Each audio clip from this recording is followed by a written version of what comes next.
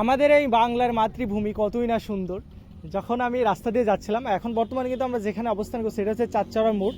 আর এই চাঁদচড়ার মোড়ে এইখানে দেখেন আমার যে আমি যেটার উপরে দাঁড়িয়ে আছি এটাও হচ্ছে কোষ্টা। এবং এখানে দেখেন কোষ্টা জাগ দিয়েছে, পাশে কোষ্টা ধুচ্ছে আর কি। আর দেখতেও কিন্তু অনেক বেশি সুন্দর লাগছে মাশাআল্লাহ এই তাল গাছগুলোর জন্য। ওয়াও, তাল গাছের উপরে কিন্তু আমার বাবুই পাখির বাসা আর কি। পাতার সাথে করে, আপনার নারিকেল গাছের সাথে করে, এটা দুইটার গাছের সাথে করে আর কি, যেটা খুব দেখা যায় সচরাচর। আর দেখেন এগুলা কিন্তু ছোটোবেলায় আমরা এখানে বসে থাকতাম, খেলা করতাম এই কোষ্টা দিয়ে। এই যে আঁশটা আছে সেটা দিয়ে আমরা কিন্তু ঝুলও তৈরি করছি আর কি, দিয়ে অনেক এরকম থাকতো।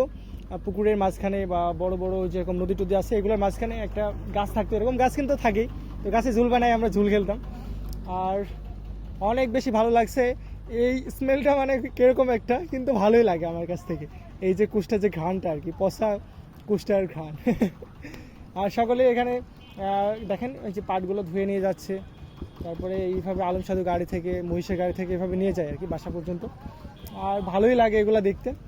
তো আমি এইদিকে ভাবছিলাম যে সকালের দিকে গেছিলাম, তারপর বিকেলের দিকে আসছি, ভাবলাম একবার নামাই যায় এখানে। তো আপনাদেরকেও দেখালাম আর কি।